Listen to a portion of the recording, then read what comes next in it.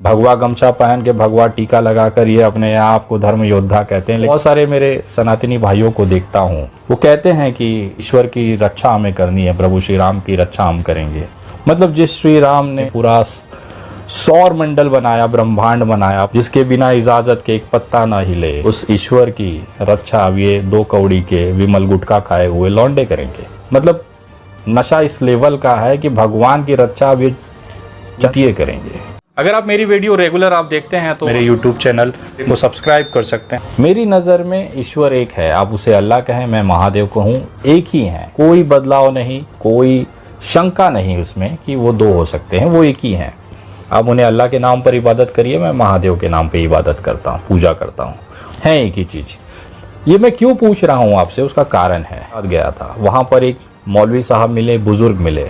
उनका ये कहना था कि मेरे अल्लाह की इतनी मोहब्बत है। सुनिएगा, बहुत गौर से सुनिएगा, मौलवी साहब का कहना क्या था कि मेरे अल्लाह की इतनी ताकत है, मेरे अल्लाह की इतनी मोहब्बत है, मेरे अल्लाह की इतनी रसूख है। चाहे तुम्हारे रामनवमी की यात्रा हो, शोभा यात्रा हो, चाहे सरस्वती पूजा की यात्रा हो, चाहे गणेश भगवान के आगमन की या विसर्जन की यात्रा हो, चाहे और कोई तुम्हारे धार्मिक भगवानों की कोई भी यात्रा हो, बिना मेरे मस्जिद के सामने रुके जा ही नहीं सकती।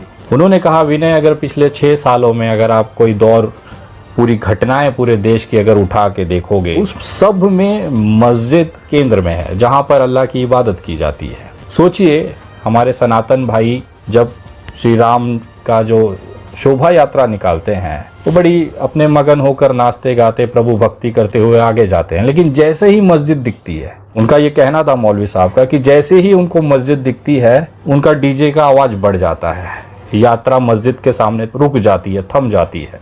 उसके बाद जितने लोग भी उस यात्रा में एकदम हल्के फुल्के भक्ति कर रहे थे, वो उनके अंदर जोश आ जाता है और मस्जिद के सामने जोर जोर से वो भगवान का नाम लेते हैं, इबादत करते हैं, जय श्री राम बोलिए या चाहे जो भी भगवान का नाम के लिए, लेकिन वो कुछ पल के लिए उस मस्जिद के सामने से हट नहीं सकते, वो रुक जाते हैं, थम जाते हैं। ये ताकत है मेरे अल्लाह की, ये मोहब्बत है मेरे अल्लाह की, ये रुतबा है मेरे अल्लाह का, मौलवी साहब का कहना था। जब वो चीज़ें ये बता रहे थे तो मैं बहुत कंफ्यूज था कि यार मेरे सनातनी भाई तो ये करते हैं। मेरे सनातनी भाई जब कोई शोभा यात्रा निकालते हैं तो मस्जिद देखते ही उनके डीजे का आवाज़ बढ़ जाता है, लोगों के अंदर खून उबाल मारने लगता है और उसके सामने जयकारे के नारे लगाए लगते हैं।